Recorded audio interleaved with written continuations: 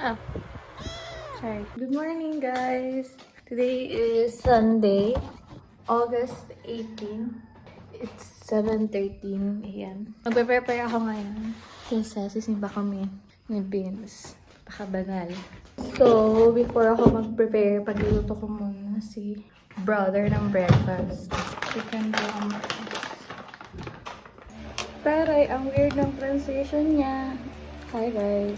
Kakatapos ko lang maligo. Nag-breakfast na rin ako.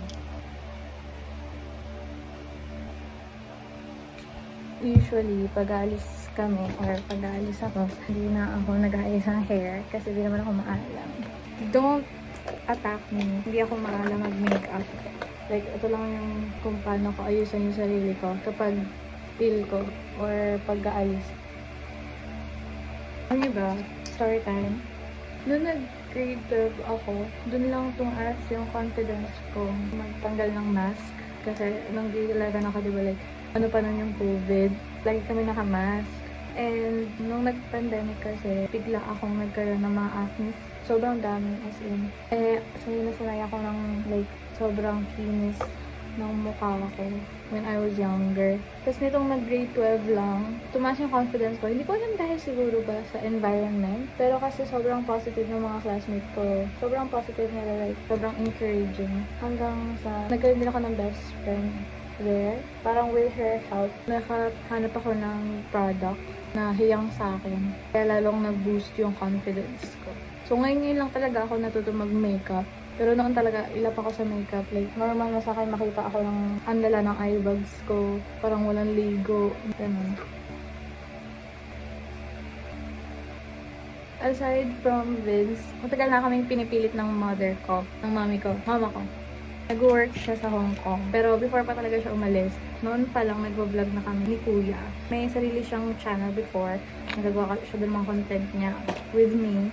Ayun, parang nagka-work na siya, nagkaroon na siya ng sariling decision sa buhay. Ano daw? Ano ba kasi sabi ko? Isa ang mama ko sa pag-inspire sa akin mag-vlog.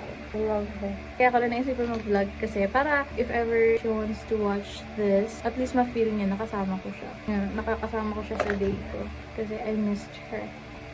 Hindi naman ako mahal mag-makeup. Sorry na nga eh. Hindi ako mahilig mag-blush lang sobra. Like, okay na sa akin yung may makita akong mapula na part. Or if you guys are wondering bakit si Vince lagi kasama ko sa vlog, it's kasi kakasimula ko lang din naman and nahihiya pa akong isama si Papa, sina Papa, sina Lolo. Pero for sure, makakasama ko si Kuya sa vlog. Siguro on his birthday, mag-vlog ako. Oh my God, 8:80 na.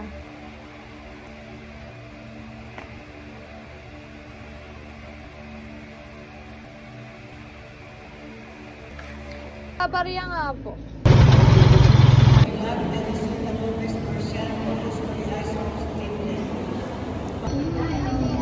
Umorder kami sa Jollibee. Tama maupuan. Dito lang kami. Petition po sa mga mayor ng Indang. Magpalamesa po kayo. Kumain ka na lang. Hello. Just got home. Hindi na ako masyado nakapag-vlog kanina nung nakain kami ni Vicente. Kasi sa labas kami kumain kasi nga walang spot sa may Jollibee. Hindi na rin ako nakapag-vlog nung pauwi na kasi sobrang sakit ng ulo ko. Ang init. Oh, and by the way, wala pa rin kaming internet. So, ang gagawin ko is manonood ako ng movie out of from the external. Bye!